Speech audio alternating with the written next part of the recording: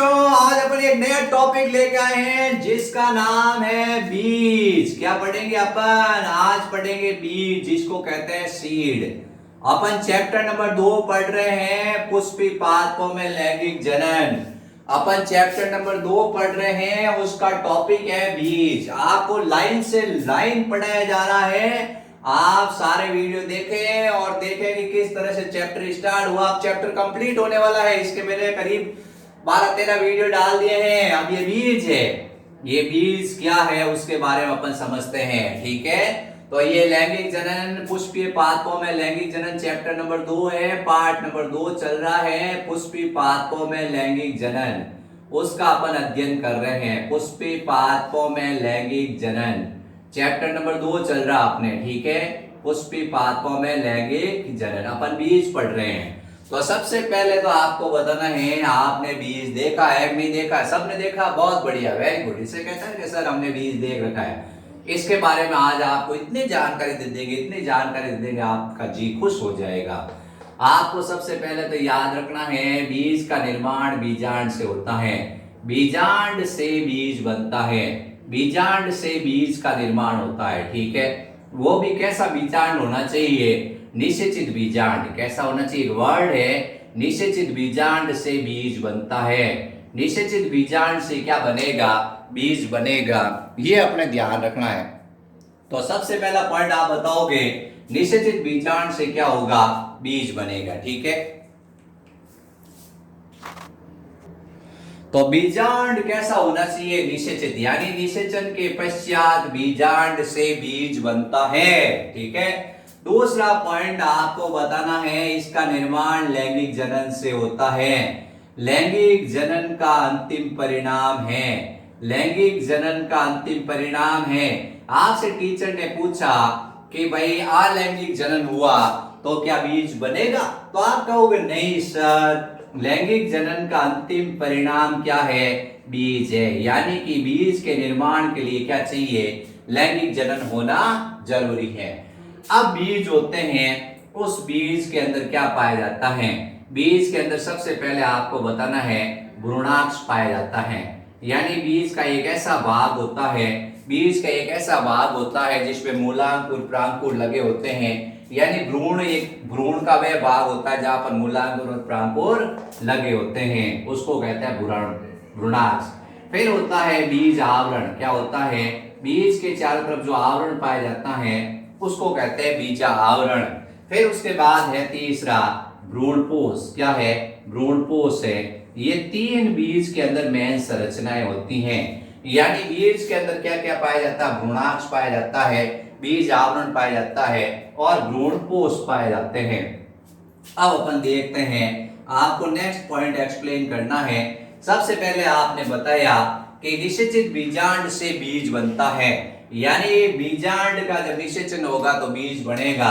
फिर आप बताओगे लैंगिक जनन का अंतिम परिणाम है बीज। फिर इसमें बीज के कुछ भाग होते हैं, बीज के कुछ भाग होते हैं, यानी बीज के अंदर भ्रूणाक्ष होगा, बीज आवरण होगा और भ्रूणपोष होगा। 3 तरह की संरचनाएं होगी। अब अपन एक डायग्राम समझते हैं। ये है पुष्प का मादा भाग, जिसको अपन कहते हैं अंडाशय। ठीक है, ये अंडाशय है, ये अंडाशय की भित्ति है। क्या है? ये अंडाशय की भित्ति है और इसके अंदर एक संरचना है जिसका नाम है बीजांड। क्या है? बीजांड। अब आपको ध्यान रखना है, बीजांड से क्या बनेगा? बीज। क्या बनेगा? बीज। और अंडाशय भित्ति से क्या बनेगी? फल भित्ति। क्या बनेगी? फल भित्ति। इस तरह से जो फल बनता है, उस फल के अंदर क्या होते हैं? बीज होते हैं। फल के अंदर क्या होते हैं? बीज होते हैं। यानी आपने एक इस तरह से कोई भी, ये मान लो आपने ये मैंगो खाया, तो इस तरह से इसमें क्या होगा? इसमें आप देखोगे कि अंदर क्या होगा? बीज होगा। तो ये बीजांड से बीज बना, बीजांड से क्या बना है? बीज बना है। और अंडाशय भित्ति से क्या बनी है? ये फल भित्ति बनी है। यानी कि अंडाशय से क्या बनता है? अंडाशय से बनता है, अंडाशय से बनता है फल। क्या बनता है? अंडाशय से बनता है फल। अंडाशय से क्या बनता है? फल। यानी परिपक्व अंडाशय को अपन क्या कहते हैं? फल कहते हैं। निषेचन के पश्चात परिपक्व अंडाशय को अपन क्या कहते हैं, फल कहते हैं। ये अपने नॉर्मल जानकारी ध्यान रखनी है। अब मैं एक टेबल बनाऊंगा जो बहुत इंपॉर्टेंट टेबल है, वो आपको याद रखनी है। अगर आपको टेबल याद हो गई तो उसमें से कैसे सवाल आओ तो आप याद रख लोगे। सबसे पहले आप बताओगे बीजांड से बीज बनता है, ये क्वेश्चन आता है कि बीजांड से बीज बनता है, किससे बीज बनता है, ठीक है, बीजांड से। फिर उसके बाद अंडा से भित्ति से क्या बनती है, फल भित्ति बनती है। ये अपने ध्यान रखना है, लैंगिक जनन का अंतिम परिणाम है। हो गए बच्चों। अब अपन एक टेबल है उसकी चर्चा करेंगे, आपको बताएंगे किस तरह से क्या होता है। आप लोग थोड़ी स्टडी रखो और आप लोगों को क्या करना है, इस साल अच्छे से अच्छे मार्क्स लाने हैं। आपको ऐसे भरोसा नहीं रहना है कि भाई नेक्स्ट ईयर हमारे एग्जाम होगा नहीं होगा। हर साल क्या होता है, ऐसा थोड़ी होगा कि आप जैसे 11th में पास हो गए आप 12th में भी पास हो जाओगे। इस साल आपको अच्छी तैयारी रखनी है। क्या रखनी है, अच्छी तैयारी। अब अपन एक टेबल बनाएंगे, इधर अपन लिखेंगे बीजांड, क्या लिखेंगे, बीजांड के बाद, ठीक है, और इधर अपन लिखेंगे बीज, क्या लिखेंगे, बीज, ठीक है। अपन एक चित्र बनाकर समझेंगे कि इस तरह से क्या होता है। एक तरफ अपन बीजांड लिखेंगे, एक तरफ बीज लिखेंगे। अपन क्या करते हैं, पहले एक चित्र बनाकर इस तरह से, ये क्या है, बीजांड का चित्र बनाते हैं। ये अध्यावरण है, क्या है, ये अध्यावरण है, इस तरह से ये अध्यावरण है, इस तरह से बीजांड का अध्यावरण है, ठीक है। इसके अंदर की तरफ ये क्या है, बीजांड काय है, ये बीजांड काय है। कुछ याद आ रहा आपको? आपको ये डायग्राम है, इस डायग्राम से पता चल जाएगा कि बीजांड के किस भाग से क्या बनेगा, ठीक है। ये अध्यावरण है। फिर उसके बाद में अपन कहते हैं, अध्यावरण के बाद में इसके अंदर है भ्रूणकोश, क्या है, ये भ्रूणकोश है। इस भ्रूणकोश में कितनी कोशिका है, 7। कितनी है, 3 कोशिका प्रतिमुखी, 3 कोशिका क्या है, प्रतिमुखी।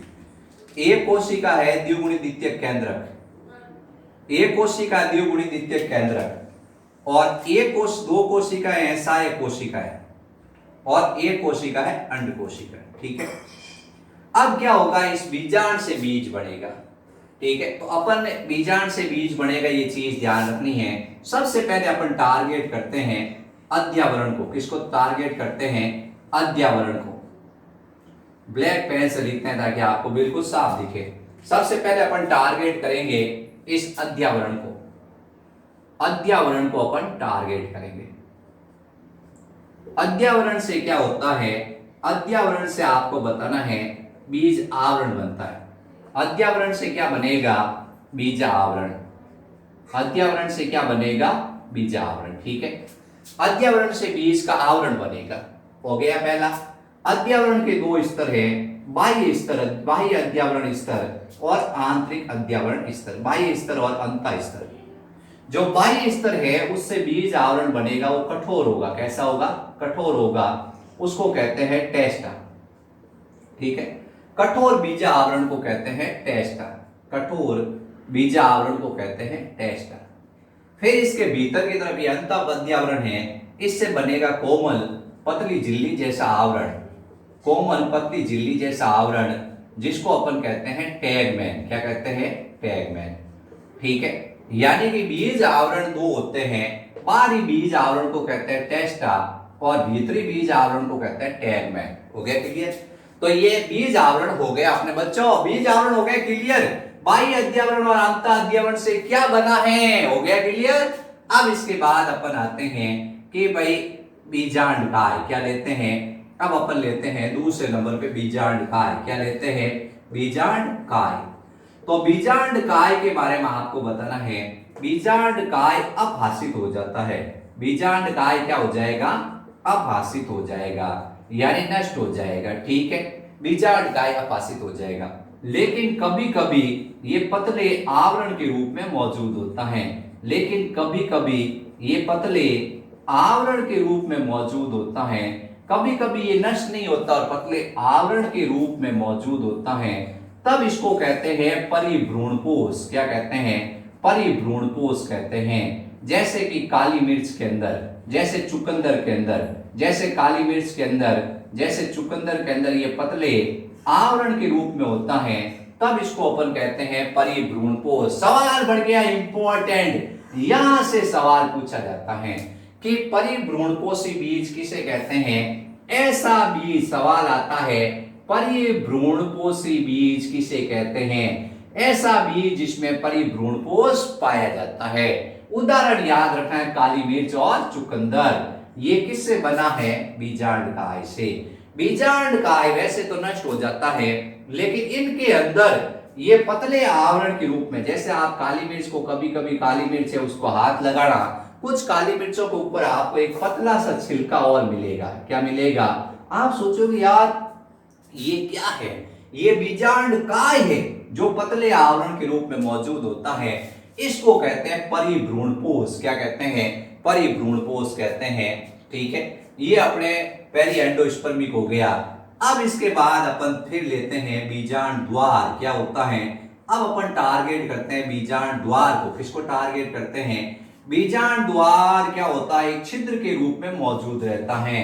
बीजांड द्वार एक छिद्र के रूप में मौजूद रहता है, जिससे जल और ऑक्सीजन का प्रवेश होता है, जिससे जल और ऑक्सीजन का प्रवेश होता है। अब आ जाओ सबसे इंपॉर्टेंट, भ्रूणकोश। सबसे इंपॉर्टेंट है भ्रूणकोश। क्या है, भ्रूणकोश। अब भ्रूणकोश में अपन सबसे पहले ले रहे हैं, भ्रूणकोश है, उस भ्रूणकोश में सबसे पहले अपन ले रहे हैं प्रतिमुखी कोशिका। प्रतिमुखी कोशिका, प्रतिमुखी कोशिका बच्चों क्या होती हैं, अभाषित हो जाती हैं।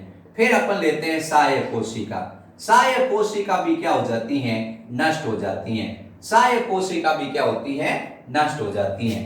फिर अंड कोशिका। अंड कोशिका से क्या बनता है, भ्रूण। क्या बनता है, अंड कोशिका से निषेचन के बाद क्या बनता है, भ्रूण। फिर अपन लेते हैं द्विगुणी द्वितीयक केंद्रक। फिर अपन क्या लेते हैं, द्विगुणी द्वितीयक केंद्रक लेते हैं। तो द्विगुणी द्वितीयक केंद्रक से बनता है भ्रूणपोष। क्या बनता है, भ्रूणपोष बनता है। ये अपने ध्यान रखना है। ठीक है, तो इस तरह से क्या हुआ, ये अपने एक टेबल हो गई है। इस टेबल को आपको कंठस्थ याद रखना है। सबसे पहले मैं आपको क्या है, इसको डायग्राम के हिसाब से समझाए हैं। अपन ने ये बीज देखा, ये बीज है मान लो। ठीक है, इस बीज में क्या होता है, इस बीज में सबसे पहले अपन देखते हैं, ये एक बीजपत्री बीज है। इसमें ये क्या है, ये आपको बताना है, बीज पत्र है। ठीक है, अब इसमें ये क्या हो गया, ये प्रांकुर हो गया, ये मूलांकुर हो गया, इसके अंदर ये भ्रूणाक्ष हो गई, भ्रूण हो गया। तो भ्रूण का निर्माण किससे हुआ, अंड कोशिका से। फिर द्विगुणी द्वितीयक केंद्रक से ये भ्रूणपोष बन गया। क्या बन गया, ये द्विगुणी द्वितीयक केंद्रक से भ्रूणपोष बन गया। ठीक है, अब इसके बाद अध्यावरण से क्या बन गया, बीज आवरण बन गया। अध्यावरण से क्या बन गया, बीज आवरण बन गया। ये अपने ध्यान रखना है। अब मैं इस टेबल को आपको एक एक चीज को लिख लिख कर बना देता हूं, जिससे आपको पक्की याद हो जाएगी। बच्चों, आप मेरे चैनल को ज्यादा से ज्यादा शेयर, लाइक, सब्सक्राइब करें और अपने दोस्तों को बताएं कि किस तरह से पढ़ाई करनी है और हमें इस साल अच्छे नंबर लाने हैं। ठीक है, आप लोग थोड़े सब्सक्राइब कराओ मेरे ज्यादा से ज्यादा, और लाइक और शेयर जरूर करें वीडियो को देखने के बाद। अपन ने जो डायग्राम समझा है उसको अपन टेबल के रूप में लिख लेते हैं। ठीक है, एक तरफ अपन लिख लेते हैं बीजांड और एक तरफ अपन लिख देते हैं बीज। क्या लिख देते हैं, बीज। तो पहले बीजांड बनता है, फिर उसके बाद बीजांड से बीज बनता है।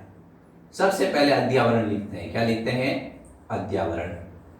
अध्यावरण से क्या बनेगा, बीज आवरण। क्या बनेगा, बीज आवरण। अब अध्यावरण में बाह्य अध्यावरण है। क्या है, बाह्य अध्यावरण स्तर है। बाह्य अध्यावरण स्तर से क्या होगा, जो कठोर बीज आवरण बनेगा। कठोर बीज आवरण बनेगा। क्या बनेगा, कठोर बीज आवरण बनेगा, जिसका नाम होगा टेस्टा। क्या होगा, टेस्टा। और अंत अध्यावरण स्तर से क्या बनेगा, जो अंत अध्यावरण स्तर है, जो अंत अध्यावरण स्तर है, उस अंत अध्यावरण स्तर से एक पतली झिल्ली जैसा स्तर बनेगा। पतली झिल्ली जैसा एक आवरण बनेगा। पतली झिल्ली जैसा एक आवरण बनेगा, जिसको कहते हैं टैगमैन। क्या कहते हैं, टैगमैन। फिर उसके बाद अध्यावरण हो गया।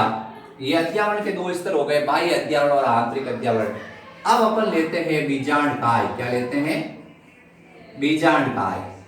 बीजांडकाय क्या हो जाता है, या तो अपाशित हो जाता है या तो नष्ट हो जाएगा। या कोई परिवर्तन नहीं होगा, या कोई परिवर्तन नहीं होगा, या ये पतली झिल्ली के रूप में होगा। किसके रूप में होगा? पतली झिल्ली के रूप में होगा, यानी एक पतली झिल्ली के रूप में होगा। ये इंपॉर्टेंट है, इसको कहते हैं परिभ्रूणपोष। क्या कहते हैं? परिभ्रूणपोष, जैसे काली मिर्च के अंदर। ठीक है, फिर उसके बाद तीसरा आपको बताना है भ्रूणकोष। क्या है? भ्रूणकोष है। भ्रूणकोष के अंदर अलग अलग कोशिकाएं लेनी है। भ्रूणकोष के अंदर सबसे पहले आप बताओगे प्रतिमुखी कोशिका और सहायक कोशिका। प्रतिमुखी कोशिका और सहायक कोशिका क्या हो जाएगी? प्रतिमुखी कोशिका और सहायक कोशिका का क्या होगा? प्रतिमुखी कोशिका और सहायक कोशिका का क्या होगा? ये दोनों हो जाएगी नष्ट। ये दोनों क्या हो जाएगी? नष्ट हो जाएगी। फिर उसके बाद आपको बताया प्रतिमुखी कोशिका और सहायक कोशिका नष्ट हो गई है। फिर अपन आगे दूसरी लेते हैं प्रतिमुखी कोशिका, अंड कोशिका। अंड कोशिका से बनेगा भ्रूण। क्या बनेगा? अंड कोशिका से बनेगा भ्रूण। ठीक है, फिर उसके बाद आपको बताना है अंड कोशिका से बन गया भ्रूण। ठीक है, फिर उसके बाद में आती है द्विगुणित द्वितीयक केंद्रक। द्विगुणित द्वितीयक केंद्रक, द्विगुणित द्वितीयक केंद्रक है। द्विगुणित द्वितीयक केंद्रक, द्विगुणित द्वितीयक केंद्रक से क्या बनेगा? इससे बनेगा भ्रूणपोष। क्या बनेगा? भ्रूणपोष। ये अपने ध्यान रखना है। ठीक है, इसके बाद बीजांड द्वार से क्या बनेगा? बीज द्वार। बीजांड द्वार से क्या बनेगा? बीज द्वार बनेगा। ये इस तरह से बीज द्वार से जल और ऑक्सीजन अंदर प्रवेश करेगी। ये अपने बीजांड से बीज का निर्माण होता है। ठीक है, ये आप इसका स्क्रीनशॉट ले लो ये। ठीक है बच्चों, स्क्रीनशॉट ले लिया आपने। अब देखो, अपने ये ध्यान रखना है। अब अपन बताते हैं दो तरह के बीज है, एक होते हैं एल्बुमिनस और एक होते हैं नॉन एल्बुमिनस। ठीक है, दो तरह के बीजों का अपन अध्ययन करेंगे कि एल्बुमिनस बीज किसे कहते हैं। इसमें मैं छोटे छोटे क्वेश्चन भी बताऊंगा आपको, जो कि इसने एनसीईआरटी और सीबीएसई और आरबीसी बुक में क्या है क्वेश्चन दिए रखे हैं। इन्होंने 10-15 क्वेश्चन दे दिए।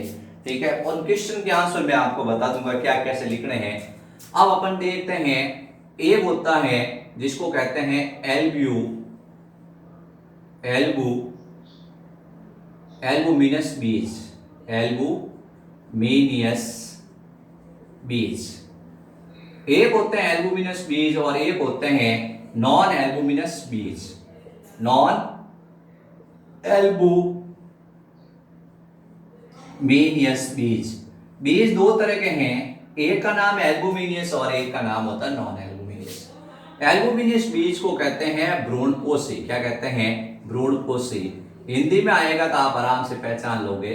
और नॉन एल्बुमिनस को कहते हैं अभ्रूणपोषी। दो तरह के बीज हैं मेरे प्यारे बच्चों, दो तरह के बीज होते हैं। एक को कहते हैं भ्रूणपोषी, एक को कहते हैं अभ्रूणपोषी। आप क्या है, वीडियो लंबा होता है तो बोर होने की संभावना बढ़ती है।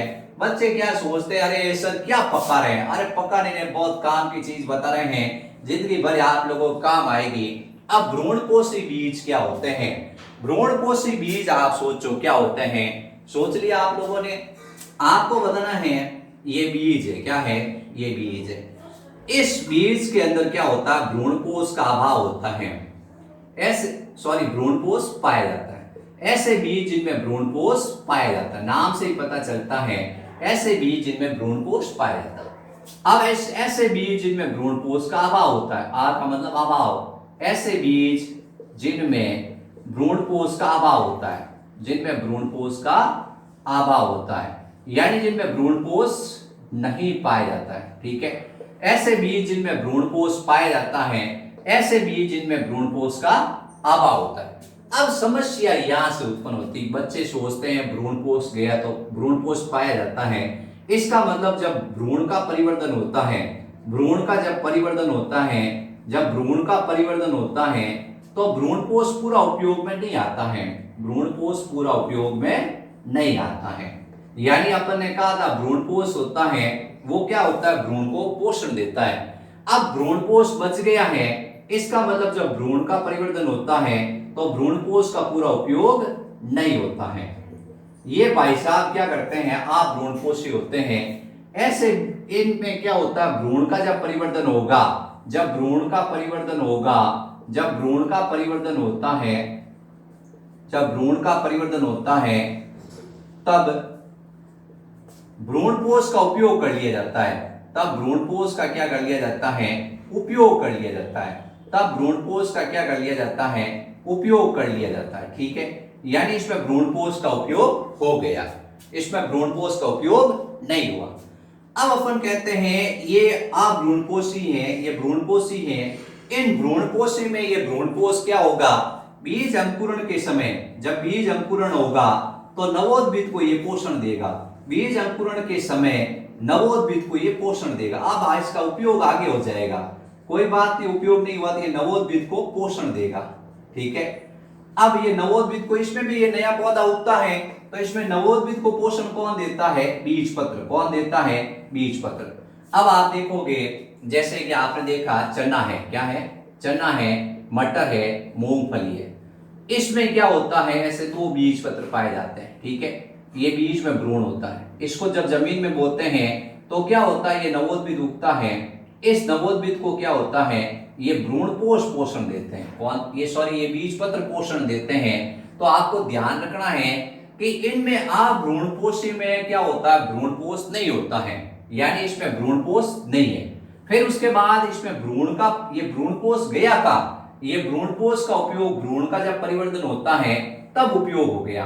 अब आगे भ्रूण का जब परिवर्तन होगा यानी नवोद्भिद नया पौधा बनेगा बीज अंकुरण के बाद, तब ये बीज पत्र में संचित भोजन होता है वो इस नवोद्भिद को क्या करेगा, ये पोषण देगा।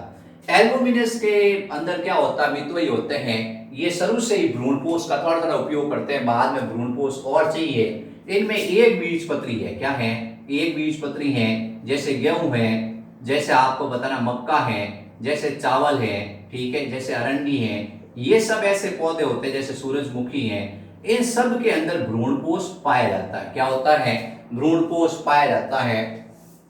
भ्रूण का परिवर्तन होगा तो भ्रूणपोष का पूरा उपयोग नहीं होगा। ये आप एक बीजपत्री का डायग्राम बनाओगे तो आपको ऐसे साइड में एक भ्रूणपोष बनाना पड़ेगा, यानी इसमें आपको बताना भ्रूणपोष पाया जाता है। बीज अंकुरण के समय ये क्या करता है, नवोद्भिद को पोषण देता है। ठीक है, पहले भी इसने क्या किया, बीज को पूरा पोषण दिया और बाद भ्रूण को पोषण दिया, और अब भी ये क्या करेगा, आगे भी पोषण देगा। ठीक है, अब आपको छोटे छोटे क्या है क्वेश्चन बताएंगे। अब इसमें सबसे पहले तो क्वेश्चन है कि भाई फल पे क्वेश्चन आ रखे हैं, 4-5 फल पे क्वेश्चन है। ठीक है, सबसे पहले आपको फल की परिभाषा बताते हैं, बीज के अंदर इन्होंने फल टॉपिक को डाल दिया है, उसको अपन समझ लेते हैं। सबसे पहले आप बताओगे परिपक्व अंडाशय फल कहलाता है। सबसे पहले डेफिनेशन है, निषेचन के पश्चात परिपक्व अंडाशय क्या कहलाता है, फल। परिपक्व अंडाशय को फल कहते हैं, निषेचन के पश्चात परिपक्व अंडाशय को क्या कहते हैं, फल कहते हैं। ठीक है, परिपक्व अंडाशय फल कहलाता है। अब अपने क्या है, छोटी छोटी डेफिनेशन दे रखी है। सबसे पहले डेफिनेशन है सत्य फल, यानी सत्य फल किसे कहते हैं, सत्य फल का नाम होता है वास्तविक फल। फिर दे रखा है सत्य फल या वास्तविक फल। दूसरी डेफिनेशन दे रखी है आभासी फल। क्या दे रखी है, आभासी फल। इसको कहते हैं मिथ्या फल। क्या कहते हैं, मिथ्या फल, या इसको कहते हैं झूठा फल। क्या कहते हैं, झूठा फल। एक होता है बच्चा जो ईमानदारी से मेहनत करके पास होता है, एक आप देख तो चीटिंग करके आगे पीछे देख देख के पास हो जाता है। वैसे ही क्या है, ये पुष्प है, क्या है, ये पुष्प है, इसका ये मादा भाग है, इसको कहते हैं अंडाशय, यानी अंडक है। अब क्या होता है, ये पुष्प के दूसरे भाग है, जैसे ये बाह्य दल पुंज है, ठीक है, ये जैसे दल पुंज है, ये जैसे पुमंग है, ये जैसे अपन कह रहे हैं पुष्पासन है, ये पुष्प ग्रंथ है, ये सब भाग होते हैं। ठीक है, अब क्या होता है, बाकी सब भाग झड़ जाते हैं। ठीक है, और फल का निर्माण केवल अंडाशय से होता है। फल के निर्माण में केवल अंडाशय योगदान देता है। फल के निर्माण में केवल अंडाशय योगदान देता है, यानी ऐसा फल जिसमें फल के निर्माण में अंडाशय भाग लेता है, अंडाशय भाग लेता है, पुष्प के अन्य भाग झड़ जाते हैं। पुष्प के अन्य भाग क्या होते हैं, झड़ जाते हैं। पुष्प के अन्य भाग झड़ जाते हैं, यानी गिर गए नीचे। ये जैसे पुष्पासन है, पुष्प ग्रंथ है, ये जैसे अपन कह रहे हैं उमंग है, ये जैसे अपन कह रहे हैं बाह्य दल है, सब जड़ गए। ऐसे फल को अपन कहते हैं सत्य फल। यानी कि क्या हुआ, वास्तव में इस अंडाशय से क्या बना है, फल बना है। ठीक है, तो फल के निर्माण में केवल अंडाशय भाग लेता है, पुष्प के अन्य भाग जड़ गए। यानी ये सच्ची मेहनत हो गई, सिर्फ अंडाशय ने अपना क्या किया, योगदान दिया। लेकिन इसमें क्या होता है, ऐसे फल जिनमें फल के निर्माण में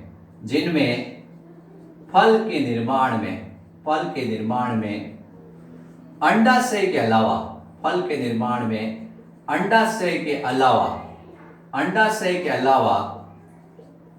पुष्प का कोई अन्य भाग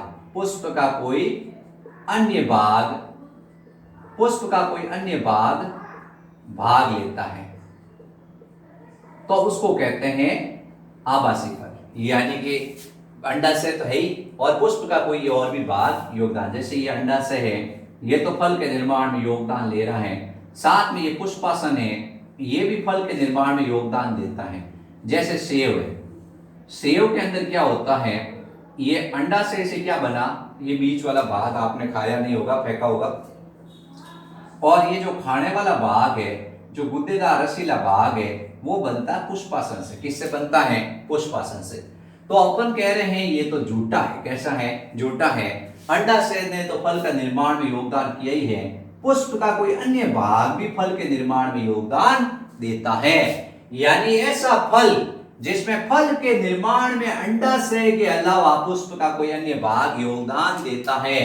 लाखों बार सवाल आ चुका है, करोड़ों बार सवाल आ चुका है बच्चों, हजारों बार टीचर ने ये सवाल पूछ रखा है। सेव का खाने योग्य भाग, सेव का खाने योग्य भाग क्या होता है, सेव का खाने योग्य भाग क्या होता है, सेव का खाने योग्य भाग होता है पुष्पासन। आपने हजारों सेवें खाई होगी, आज से आप जब भी सेव का खाओगे भाग, आपके मन में एक ही चीज आनी चाहिए, आई एम ईटिंग पुष्पासन, मैं पुष्पासन खा रहा हूं। सेव का खाने योग्य भाग, ये सवाल हजारों बार पूछा जा चुका है। सेव का खाने योग्य भाग होता है पुष्पासन।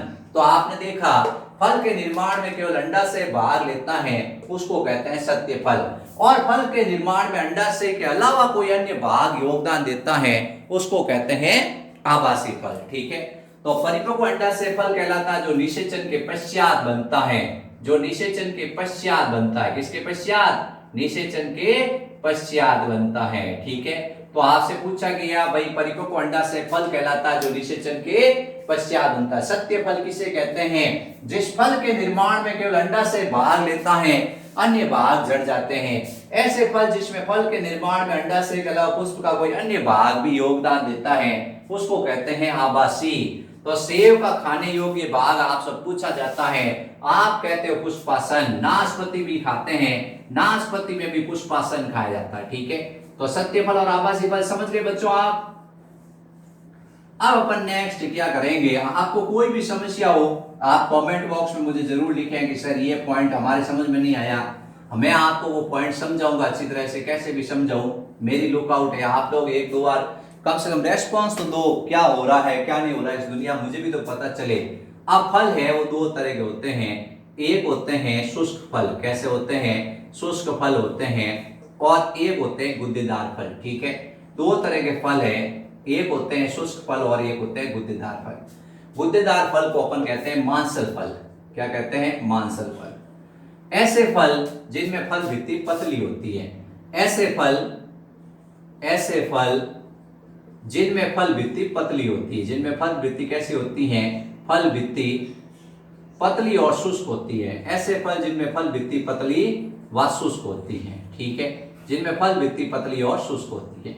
जैसे आप देखोगे कि आपने मूंगफली खाई होगी, मूंगफली के अंदर फल भित्ति बिल्कुल पतली और शुष्क होती है। ठीक है, ये मूंगफली है, इसमें फल भित्ति पतली और शुष्क। ऐसे फल जिनमें फल भित्ति मोटी और मांसल होती है, ऐसे फल जिनमें फल भित्ति मोटी और मांसल होती है, मोटी व मांसल होती है,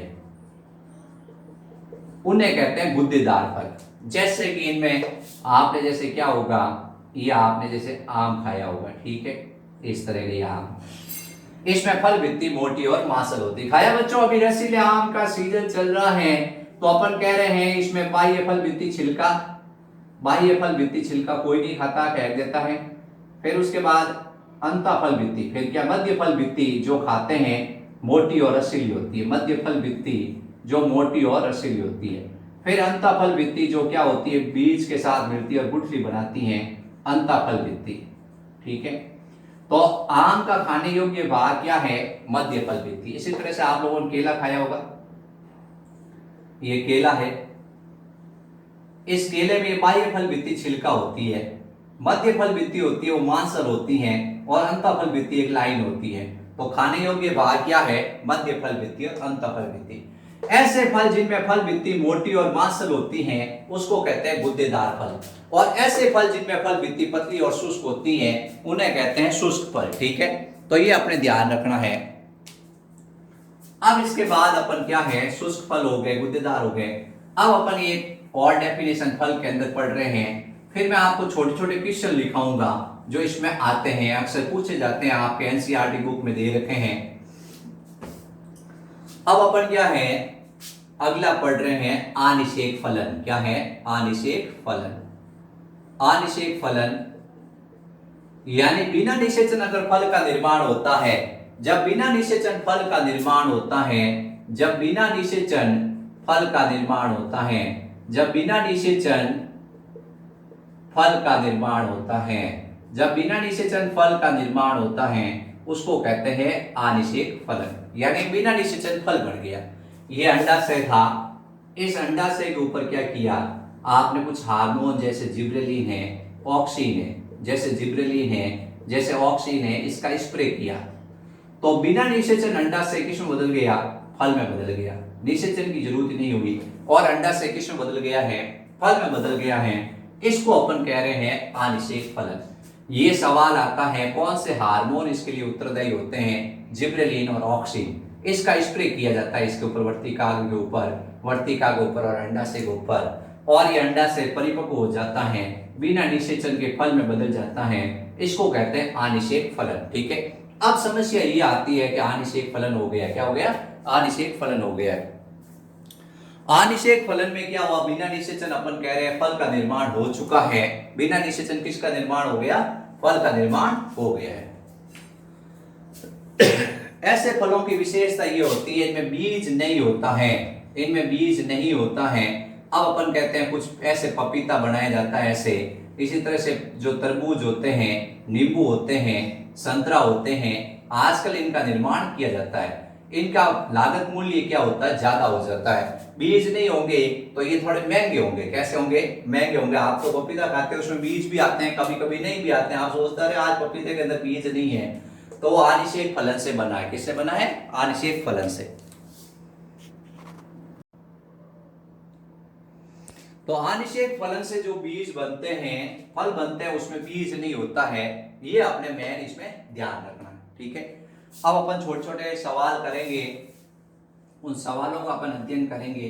ठीक है, 2-3 में आपको छोटे छोटे सवाल बताऊंगा जो इंपॉर्टेंट है, बीज से रिलेटेड है। अपन उन सवालों पर डिस्कस करेंगे। तो अपन सबसे पहले जो सवाल लेंगे उस सवाल को अपन डिस्कस करते जाते हैं। सबसे पहले आता है प्रसुप्ति किसे कहते हैं, प्रसुप्ति किसे कहते हैं। अपन 2-3 सवाल है उनकी चर्चा करेंगे। प्रसुप्ति किसे कहते हैं, ठीक है, डोरमेंसी किसे कहते हैं, इसकी अपन चर्चा करेंगे। अब क्या होता है, आप देखोगे ये बीज है, क्या है, ये बीज है।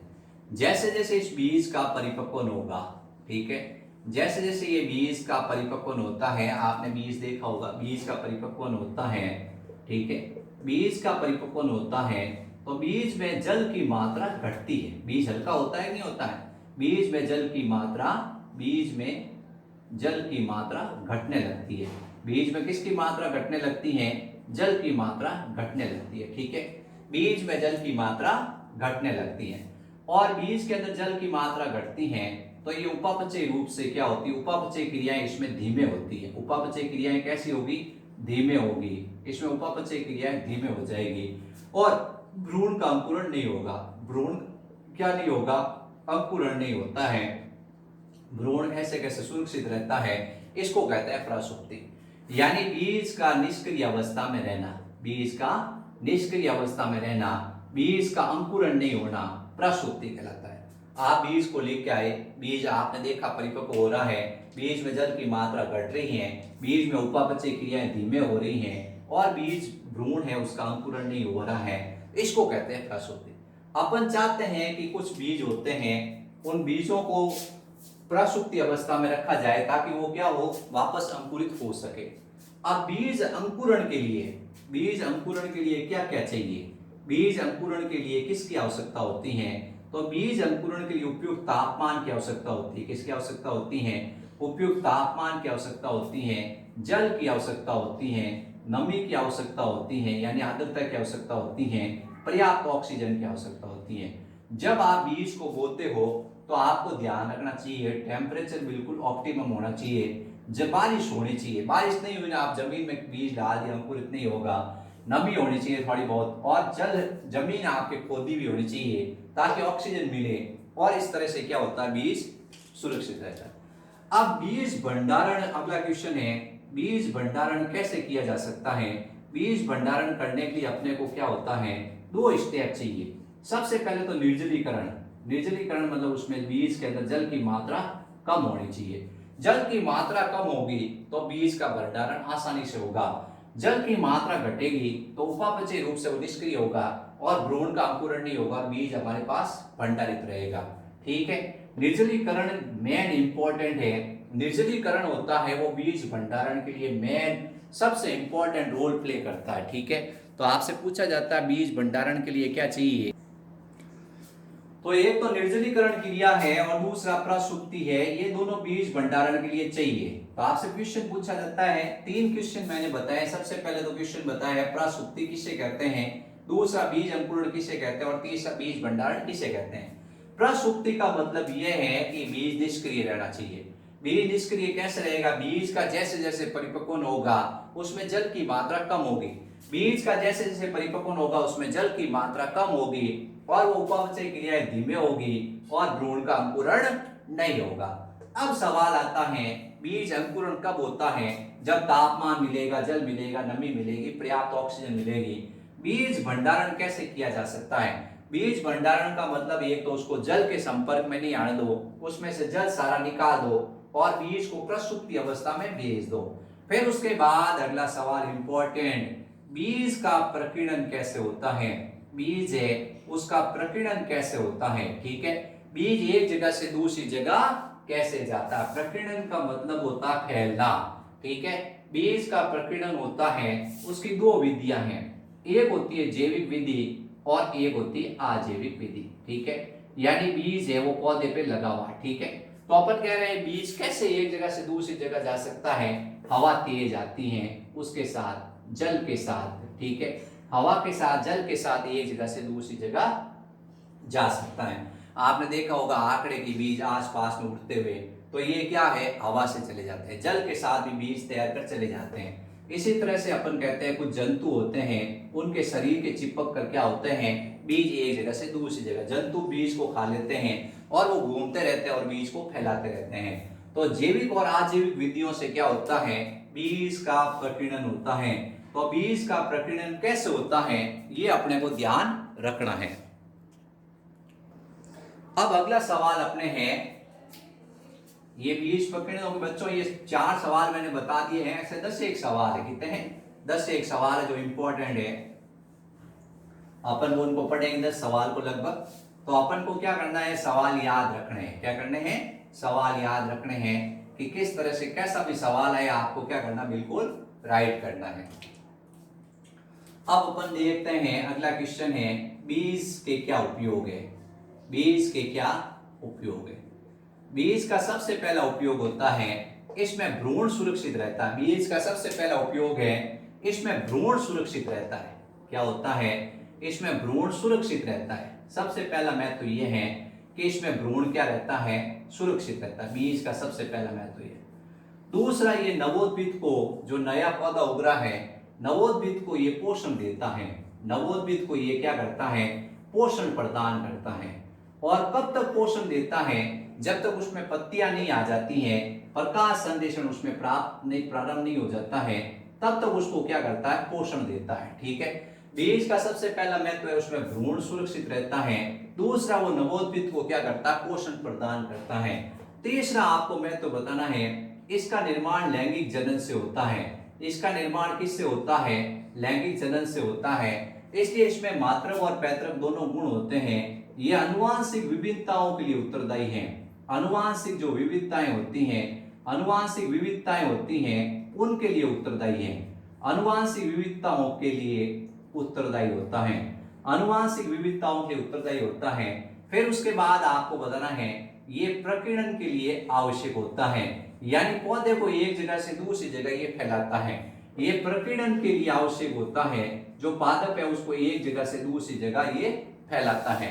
तो सबसे पहले तो इसमें भ्रूण सुरक्षित रहता है, ये नवोद्भिद को पोषण देता है। जब तक उसमें प्रकाश संश्लेषण प्रारंभ नहीं हो जाता, उसमें पत्तियां नहीं आती हैं, तब तक बीज उसको पोषण देता है।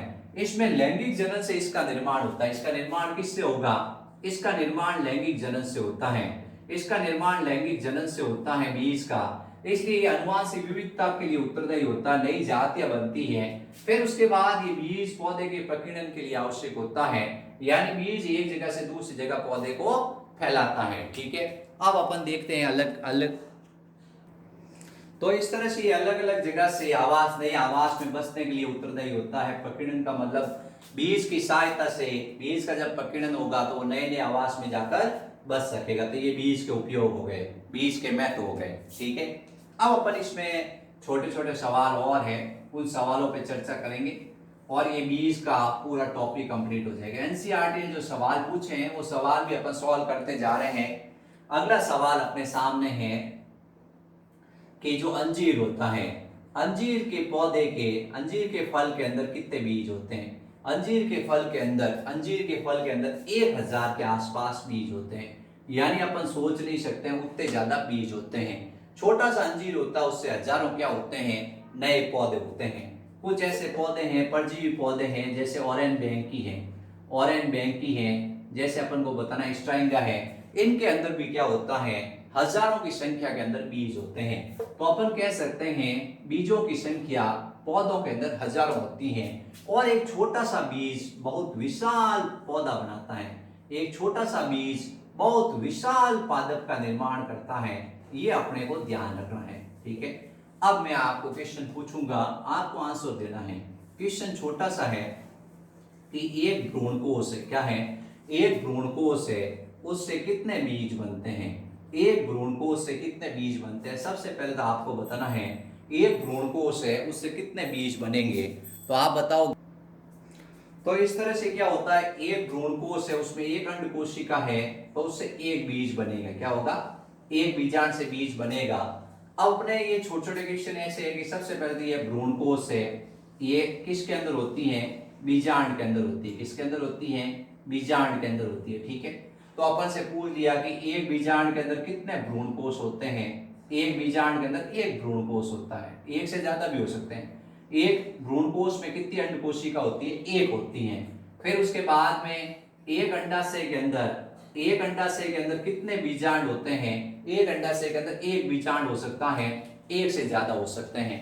फिर उसके बाद आपसे पूछा कि एक पुष्प के अंदर कितने अंडाशय हो सकते हैं, एक पुष्प के अंदर एक से ज्यादा अंडाशय हो सकते हैं। ठीक है, एक पौधे पे कितने पुष्प हो सकते हैं, बहुत सारे पुष्प हो सकते हैं, एक ही पुष्प हो सकता है। तो ये अपने ध्यान रखना है। ठीक है, ऐसे क्वेश्चन पूछे जाते हैं छोटे छोटे। तो एक सवाल आपसे पूछ लिया कि जो अपने सामने पौधा है, ऑर्किड्स पौधा है, उसमें कितने बीज होते हैं, 1000 बीज के आसपास होते हैं। ठीक है, ये अपन ध्यान रखना अपने को। अब अपन पढ़ेंगे, दो क्वेश्चन दे रखे हैं कि बीज का जीवन अवधि कितनी होती है। बीज की जीवन अवधि के बारे में बताते हैं आपको, बीज का लाइफ स्पेन।